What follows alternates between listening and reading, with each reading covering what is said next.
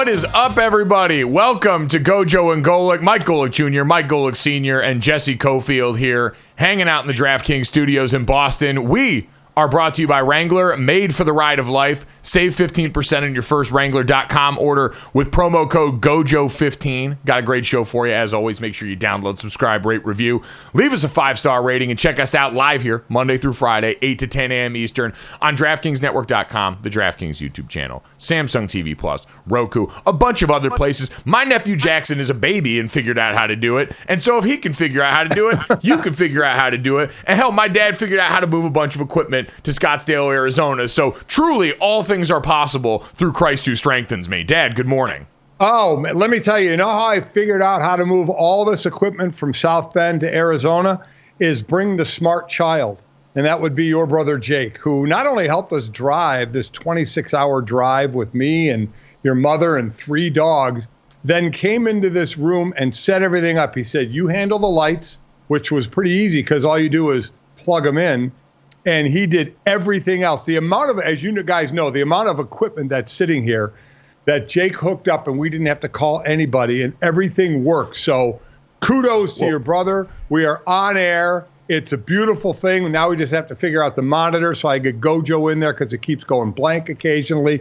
But we'll get there. So you're saying that with your Coach Prime rankings right now, we have Jake as number one. Oh, Jake's number one. Okay. Yeah. Listen, and Sydney keeps complaining because she's due November 18th. So she feels she should be the top child because she's bearing a child and giving me and Chris another grandchild. But she continues to spend our money every day. Mm-hmm. So we keep her down on the list. So, Jake already gave you a grandchild. Jake already gave me a beautiful grandson in Jackson. Jake is number one on the list because basically he drove us here and we're on air right now. So he may be number one in the rankings for a while. Wow. We might have to give him like producer credit or technical support credit here for the show as well. And when you say without having to call anybody, that's not exactly true. And Jesse, I feel like you can appreciate this too. Everyone always knows that sinking feeling that you get when a parent texts you like, hey, can we chat for a second? And preface, usually there's nothing wrong, but the way every parent prefaces it, just trying to see if you're around, instantly gives their children anxiety. That is only matched by an impromptu call from one of your siblings, where I'm getting ready to call the game I'm at this weekend with Georgia, Missouri, and all of a sudden I look down and I see my brother's name on my phone, and I'm thinking someone's dead, my sister's having the baby, something's going on, and instead he's just asking for some image so they can put it in the background for my dad's shot here minutes before I'm about to go on air. So that's a different level of anxiety that brings on. 100%, and the older generations don't really get that. I had to tell my dad, because my dad would do this thing where he would call me, and if I didn't answer, I would have a missed call, and then he would send me a text that said, call when able.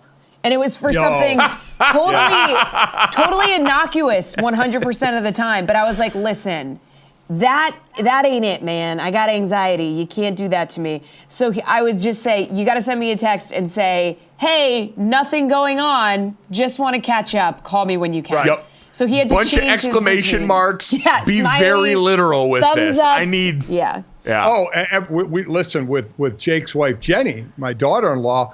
Chris will text her and say, "Hey, I need to talk," and she'll immediately text back, "Did I do something wrong? Oh no, am I in trouble?" But listen, on the phone call thing, I win. Okay, Jesse, I win. Mike's freshman year, 2 months into his freshman year or whatever it was, 3:15 in the morning on a Saturday night, I get a phone call that has Mike on it. And I'm like, are you kidding me? I mean, you want to talk about what that does to your body? Because I know people who didn't have kids that said, oh, I just turned my phone off at night. I said, I guarantee you will not turn your phone off at night when your kids live away from you, especially in college. And, of course, that was the night Mike got arrested for underage drinking, and everything turned out fine. But still, that made my heart thump more than about anything in the world. So I know all about that feeling, Mike, that you had yesterday. I'm surprised it was Mike calling you and it wasn't the, would you accept a call from the South Bend Well, jail? He called because he had time, Jesse, because the house was surrounded. And he called from inside and said, Dad, I'm okay. we're all getting arrested. I said, what? He said, we're at a house, blah, blah, blah, blah, blah. And my first question was, why didn't you run? Yeah. And he said, because they have police dogs outside. I said, good call. Don't run. Fair enough, actually. Yep, exactly. Yeah. We made the right decision there before they put the cell phone in the bag here. And so crisis was averted there. So anxiety, the theme for the day for us based on technology. Anxiety, probably the theme for several NFL teams, including the Buffalo Bills after last night. Let's get to Sunday Night Football and what we saw from this, Dad. The Bengals get a decisive 27-10 win in their rematch, and there was a lot of coverage around it leading into the game. This is the rematch of the two teams that played last time on this field when Damar Hamlin suffered his sudden cardiac arrest, and the entire order of events around there that forever changed his life and certainly changed the lives and feelings for a lot of the guys on both of those teams that I'm sure had to process some semblance of what went on in that game. Damar Hamlin was once again inactive for game day, as has kind of been the mode for the season for him. He's a guy who's, one of the backup safeties on the team, a special teamer, and so a lot of that's going to be based on the roster limitations there. But once you got through all of that and got into the body of the game, and 24-18 was the final score of this one. I was thinking of the last matchup between these two teams. Dad, this is one where the final score is probably not indicative of how far apart this felt during the game. The Cincinnati Bengals, and especially this Bengals passing attack, have really come alive in the last few weeks, and it feels reductive. But man, since Joe Burrow's calf got healthy, everything has changed for how this offense under Zach Taylor operates. Yeah, it really is. I mean, this is two teams where I think we see Buffalo. It's like, can we trust them against a better team? Kind of like we'll get into with the Miami Dolphins situation where they can't beat a better team.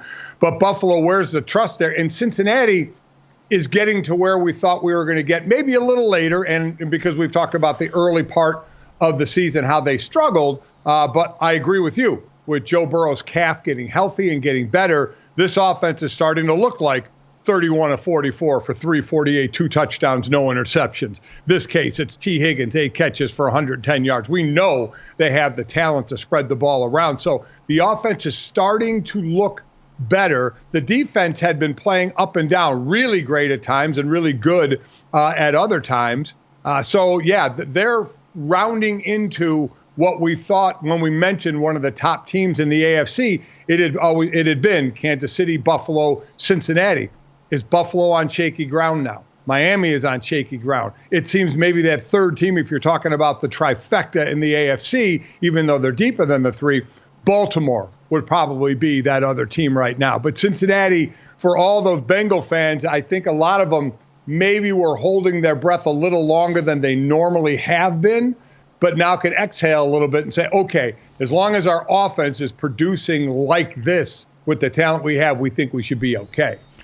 Yeah, it feels like there's been an AFC medal stand going back even to the preseason where we looked at 3 teams and we said, okay, going into the season, we looked at Chiefs, Bengals, and Bills, and we said, we're going to put you off in the side as different and special because of what we've seen over the last number of seasons since each of you got your star quarterback in here.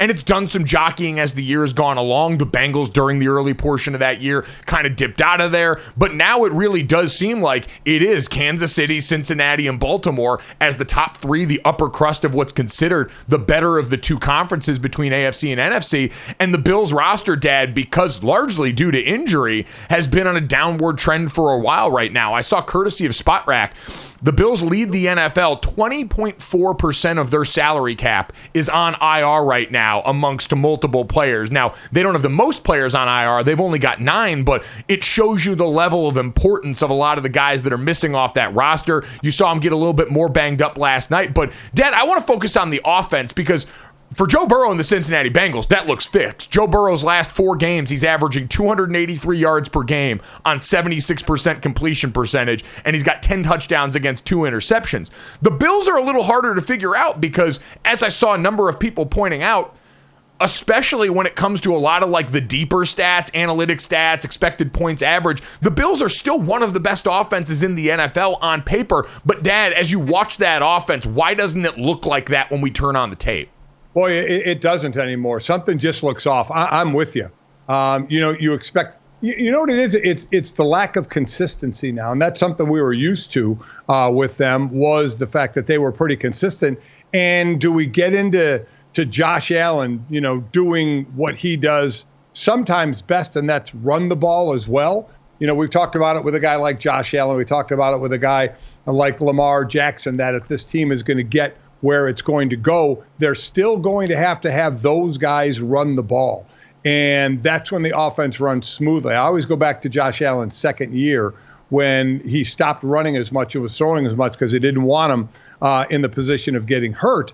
And they didn't do as well until he went back to throwing it again. So, now he did run it 8 times. And again, they're not all design runs. I'm not saying it's design runs. He ran it 8 times last night. But I think that's kind of the thing to keep this offense going. And, while you have Stephon Diggs, Dalton Kincaid, the rookie, has been providing a pretty nice target for Josh Allen. Not a ton of yards per catch. But so I'm not going to lie, Mike, at times I'm kind of surprised this team isn't as consistent as I've seen them in the past, but they're certainly not. No, and like we saw and heard the stats before the game that Stephon Diggs still, I believe, leads the NFL in either catches or targets at this point of the season. All of the things that we would use as markers for success for them appear to be there, and yet only so much at this point. So, Dad, are we getting to the point right now where you would drop them out of teams that you would consider a contender for the Super Bowl? So here's the thing. Here's where I am in the AFC. And we said the AFC was the deepest, right? So I only have faith, and this is a week-to-week thing. We're going to keep doing this, and this is what we all do. Right now, I have faith in 3 teams. We thought it was at least 5 deep, right? We thought it was the 3 we're talking about, Baltimore, Kansas City, and now Cincinnati has jumped back into it. We want to put Miami in there. We want to put Buffalo in there as well. Is there another AFC team? I don't think so, in all honesty. So I think, Cleveland has such a great defense, but the quarterback issues going on with Deshaun Watson. Will he be there? Will he not? Can he play well? So I think it was basically 5 deep, but I don't know how much I trust Buffalo with their inconsistencies. But when they're on, I may trust them a little more than Miami, who, I think really threw everyone for a loop when they put 70 on Denver and were like, this offense is unstoppable. Yeah, the only problem is the offense is unstoppable against teams without a 500 record. You and I heard Herm Edwards talking about this, saying, well, you can only play the teams that you play, and you're beating the teams you should beat, which is fine. But the expectation for Miami is to make a move in the playoffs, and that means you have to beat good teams. And they haven't done that yet. So I'm losing a lot. I have lost more faith, quite honestly, in Miami, I believe, than I have Buffalo as far as beating the top teams to get to the Super Bowl. And I picked Miami to win that division. And I still love watching that offense, but they just cannot get over the hump of beating a good team. But I mean, for them, would that be less concerning to you than Buffalo, who's got losses against bad teams right now? The losses against a team like the Patriots, losses week 1 against a team like the Jets, where they've lost some head scratchers and still struggle with some of the better teams, right? Than as opposed to just the Dolphins, who have that strict saw there. Like, you've got the Bills, who lost to the Jags, another AFC contender, lost to the Bengals, another AFC contender, but then losing those bad games inside their division, Dad, does that not concern you more than a Dolphins team that struggled in some close games against high-level opponents? Well, I guess I give the Bills a little favor because they smoked Miami head-to-head, too, 48-20. So you maybe have to put something to that, give them there. So we'll put it this way. I'll put both those teams aside, and I'll say this is a 3-deep AFC right now until somebody proves me wrong, because you make a good point as far as Buffalo losing to not very good teams. But I'm head-scratching with this Miami team on beating good teams, because we see the power on offense, and we thought the defense had been playing pretty well. And we could. And the defense played well yesterday against Kansas City, by the way, for Miami. Like, they were able to get after the quarterback. They're one of the best teams at hitting the quarterback in the NFL. So that certainly popped up here. And I think for both, Dad, the common thread is injury, right? You look at Miami, their struggles have largely been tied to offensive line injury. That continued to hamstring them yesterday against the Kansas City Chiefs in Germany. And for this Buffalo team, on defense, especially down the spine, they've lost a lot of guys there. And offensively, the run game has just been completely non-existent for them. And to your point, if they're not going to let Josh Allen be a part of the design run game, you saw him at the end. Josh Allen looked like Forrest Gump trying to bust out of those shackles, running down the street, where he was just taking off and doing his own thing later in that game because he recognized this is what they needed. You got me changing my mind about the Miami now, because you do look at that game, and remember KC had a score on a fumble return for a touchdown. So both of these high-powered offenses only put up 14 points each. So kudos to both defenses, quite honestly, and the way they played. Game got a little closer on a drive for Miami because a really bad penalty by Chris Jones. I don't know what the hell was going through his mind when he got that personal foul, but there was some bad penalties. Let me just say, during this show again, I will be going off on the NFL's rule of protecting the quarterback, going to that Washington-New England game. I will need a few minutes to vent on one of the worst roughing the quarterback penalty calls I have ever seen. And I've seen more than a few.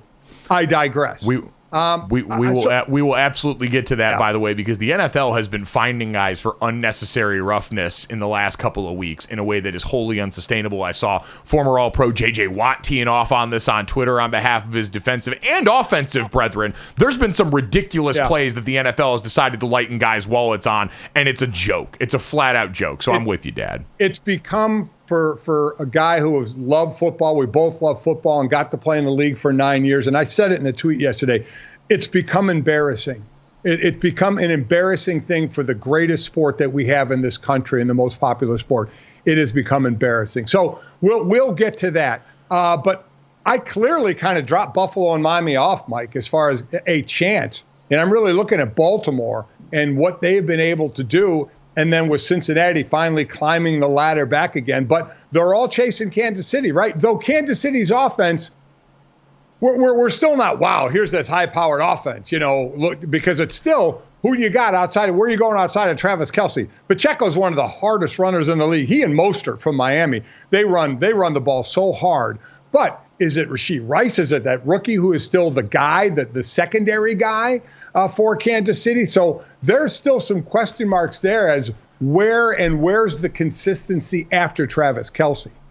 So, Dad, I ask you then, let's focus on the teams that were winners yesterday. How do you rank Kansas City, Cincinnati, and the Baltimore Ravens, 1, 2, and 3? Because the way you described Kansas City is kind of the way I saw Baltimore yesterday. And that win against the Seahawks, it looks like a big margin of victory, but so much of that is because of the Baltimore defense. The Baltimore offense didn't look like world beaters yesterday. No. And so it's been the same formula. You've got the Chiefs, who have the second best scoring defense in the NFL right now. Baltimore's basically the best at everything. Geno Stone, another turnover. Baltimore, more sacks yesterday for being the league leader right now. So, Dad, how would you organize those teams? Because I think there's a very real conversation about the Bengals being the best team in the AFC right now, the way they're playing. So, in all honesty, I'd probably put the way it's going right now, the Bengals offense, as the best of the three offenses.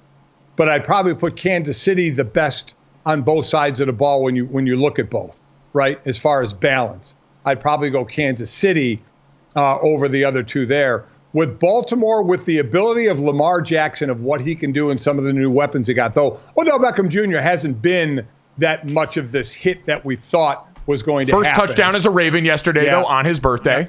Yeah. He did, so he's starting to get more involved with, Zay Flowers, obviously, I think we've seen some of these rookie receivers playing incredibly well. So I would say offense, Cincinnati, overall, Kansas City, but I think they're all pretty close. But the way Cincy is playing right now, and that offense is kind of clicking, you may be just a little bit of a lean toward them, even though we should be giving Kansas City the benefit of the doubt because they are the return champs. I think that's what happens to my brain is Cincinnati's probably playing the best overall of the three. What Lou Anarumo's done with that defense, what this Bengals offense is capable of, and the firepower that they've got. They've got the best offensive roster of skill players around any of the quarterbacks that we're talking about here. But I still give Kansas City the benefit of the doubt in that top spot and then slug it out between the Ravens and the Bengals. At GoJo and Golic on Twitter, where you can weigh in on that. But coming up next, let's get to the sights and sounds from the weekend in Mic'd Up Monday.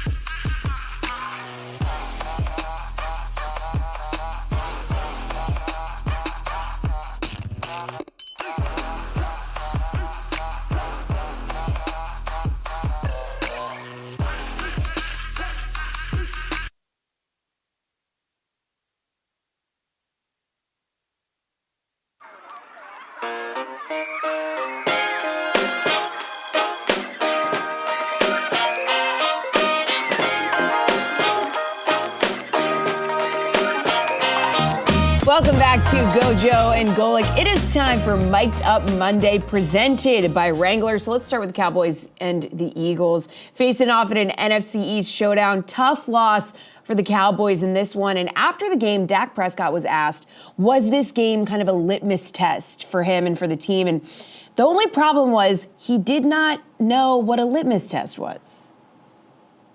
I usually, like to think highly of myself, but I don't know what kind of test that is. Litmus? It's a chemistry term. This was a measuring stick game. Okay, there we go. So there we go. I am from Louisiana. And Mississippi, so you're right.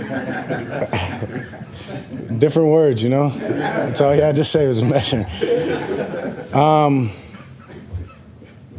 Yeah, obviously, if that's the case, we didn't pass, and that's what that it sucks. You want to come into this game, everybody in that locker room believed, and we still do. Don't get me wrong. We're inches away, as we talked about on 3 different plays, from this being a different game or being a different outcome near the end of the game of the way that it was being played. But we're getting better. I can promise you that, and we're going to continue to get better. There's not. Yeah, we're getting better, and we're okay. We're damn sure okay. A really close game. Also, kudos, guys, to Dak Prescott for not pretending to know what a litmus test was. Yeah. I liked that Honestly. out of him. Yeah. Mm-hmm. I would have just tried to fake the funk up there. Yeah. Yeah, you try and fake your way through, but I think the wheels may have been turning to try and do that, but if you really didn't know, then he had no idea where to go to answer that question. So he was very honest about it. So, yeah, I'm with you. But then he throws in, I'm from Louisiana. Yeah. The folks at Mississippi State couldn't have been pumped to hear him going with that publicly. Maybe just save that one for behind closed doors and try and fake it up here. They're like, That ain't it, fam. Yeah. Dad, overall for this game, though, did this make you feel better or worse about the Dallas Cowboys? We had this conversation coming off the absolute ass-kicking they took at the hands of the 49ers. This game was a lot closer. They did have plenty of chances down the stretch to win this one. Did you feel better or worse about the Cowboys after this loss? So again, why I feel good about the Cowboys, not great, but I feel good about them is because of their defense, right? Their defense is with Micah Parsons is just incredible. So because of that, offensively, they have no running game, though Philly didn't run well either yesterday. So kudos to both defenses on that. But that's why I still feel pretty good about them, is because of the defensive side of the ball. As I said, and this is from the beginning of time, if your defense plays well, you're in a game. So this one only got to a 2-point game or 2-score game when it was 28-17 coming to the end of the third, but for all time after that, and then Dallas scores after that, it was a 1-possession game. So you have to say, okay, that's the, pardon the phrase, that's the litmus test, is when you play Philadelphia, how good are you doing against them? Because they have taken over as the top team in the NFC. You can say a top team in the NFL if you'd like to as well, but at least in the NFC over the likes of San Francisco, where we said they were 1-2. So everybody is measuring against the Eagles right now. So for Dallas, now they got to play them again one more time. It'll be in Dallas. So we'll see how that one goes. But, for a while, I thought that one, it was close. And then I thought it was going to get away from Dallas a little bit, but it came back to them. And so so from that point, I'm not disillusioned that they don't have a shot against Philly. They do, but Philly's clearly the better team. And you want to talk about a game of inches with a couple of those plays, the 2-point conversion run where Dak would have been in, but he stepped out of bounds. Luke Schoonmaker, who catches the ball right on the goal line, and the great review of his knee actually hitting before the ball crossed the goal line. And then at the end, when CeeDee Lamb catches the ball on the 3-yard line and there's just a wall of defenders, if CeeDee Lamb would have got into that end zone at the end of the game with that wall of defenders, it would have been one of the more great 3-yard run after the catches I'd ever seen. Yeah, Dad, the Dallas Cowboys, bottom line in this game, had 1st and goal from the 6 with 27 seconds left and a chance to win it. Their next 5 plays went false start, sack, incompletion, delay of game, and then that catch by CeeDee Lamb short of the goal line. It was a comedy of errors by both teams in the last couple of minutes in that game. You had back-to-back plays for the Eagles where they were penalized, and their cornerback on that play between James Bradbury and Darius Slay both went out on those respective plays. So everyone was burping and farting all over themselves toward the finish of that game. The bottom line and the reason I feel good is because Dak Prescott and CeeDee Lamb have figured it out in the last few games. That receiver pairing has finally been something that looks like what we expected there after all the criticism of him being a number one receiver. And overall, Dak Prescott was sensational in this game. I know a bunch of people are going to argue and use the standard of, well, if you're not the best team in the division and if you're not winning games in the postseason, you can't possibly be good. But Dak Prescott played incredible yesterday, and that's worth celebrating if you're a Cowboys fan. I felt better about them coming out of this matchup. Let's get to our second bit of sound from D'Amico Ryans in this Houston Texans team after what we saw from their rookie yesterday. Hey, unbelievable, right? Unbelievable. We talked about it when we left here at the half, right? No matter what happens, we come back in here with the dub. Yes, sir. And that's what we did. Everybody kept fighting, man. Adversity kept knocking at our door, right? It didn't matter. No one in here wavered. Everybody just kept battling no matter what happened. Love the resiliency of this team. All right, love the way you guys fought for each other. It's outstanding. Right, we just keep building, keep stacking, man. Awesome win, way to be gritty, way to tough it out. All right, and let me get a ball here. Got a little history going on. All right, what's that? We got the NFL rookie record. Only 400.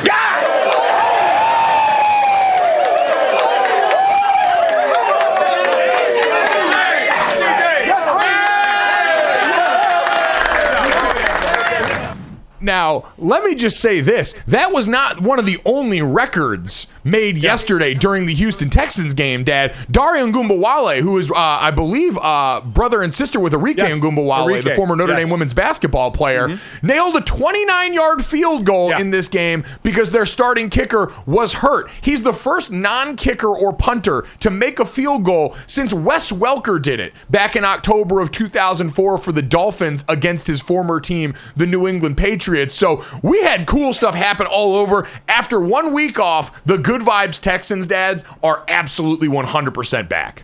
I mean, what a game. First, hey, give some credit to Baker Mayfield too, right? And in the last drive that they had to take the lead in that game going down the field, that was an impressive drive by him before C.J. Stroud.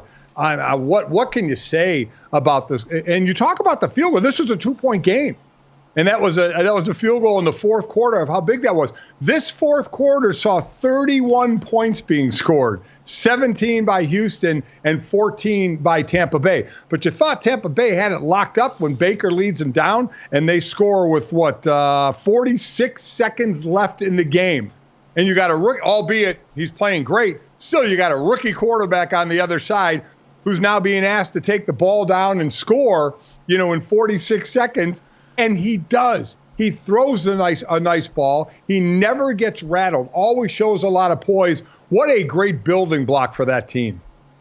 Yeah, I think that's what stands out most is when he's pressured or when things start to break down, how easily he just finds his bailout option and gets the ball out, can fit it into so many spots, has the arm strength to make all the throws here. Poise is going to be the word that we beat into the ground, but to me, that is just you've got answers when problems show up at your door, and that generally tends to be much harder for rookies coming into the NFL, especially against a defense like this that outside of really the Ravens and a couple of the other top defenses, there are a few that are going to blitz you as much as a Todd Bowles defense, and they got Vita Vea back yesterday. They had dudes ready, and it did not matter against this guy. You mentioned that final game-winning drive, though, and we mentioned Dario Ngumbawale. Dad, the only problem with yesterday, for those that might have bought the 2.5 and that hook for this team, they didn't let Ngumbawale go out and kick the extra point at the end of the game because they were worried about it getting returned and potentially screwing things up. And so somehow Vegas always be knowing, which is an absolutely terrifying prospect there. So couldn't let Ngumbawale be the hero. But, Dad, you know what we did get? Scorigami, baby. Yet another round of unique scores in the NFL, courtesy of the Houston Texans. I believe the 10,080th different score, or 1,080th different score combination around the NFL as they finished 39-37 yesterday. Coming up next, I want to get to one last bit of sound and the fallout around the Las Vegas Raiders after a big-time win yesterday and a big-time scene in the post-game locker room.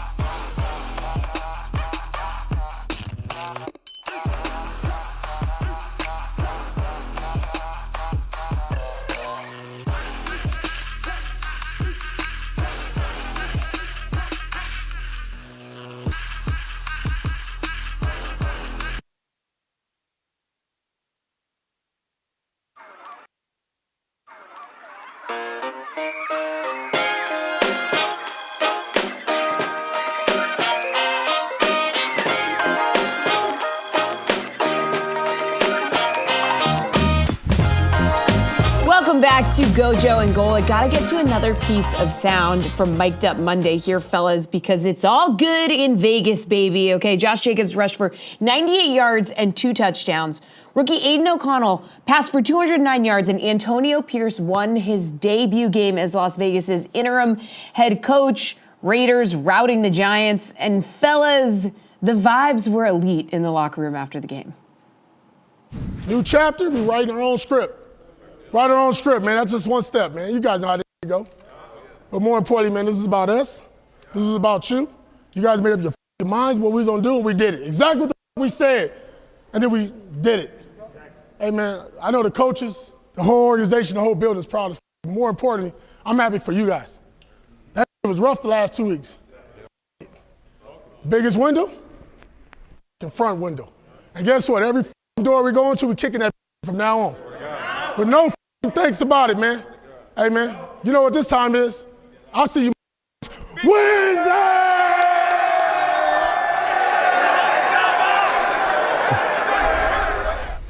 You saw it a little bit at the end there, but there were a lot of cigars going around in the locker room after the game.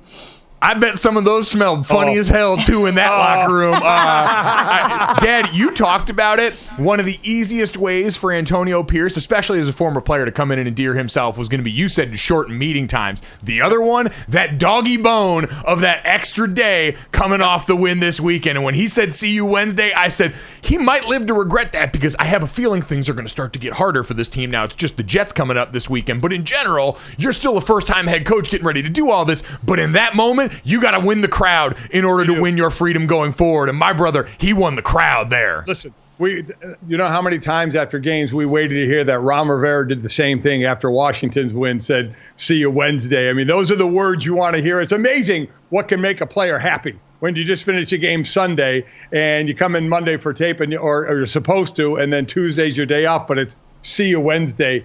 But I loved a couple of things he said. You know, it's a new chapter. You guys get to write. The biggest window's the front window. Listen, I get their cliches, but they're good ones for this team, which has turned a page, which, Mike, I don't know if I've seen kind of vitriol toward a head coach since another Bill Belichick disciple, Matt Patricia, took over Detroit.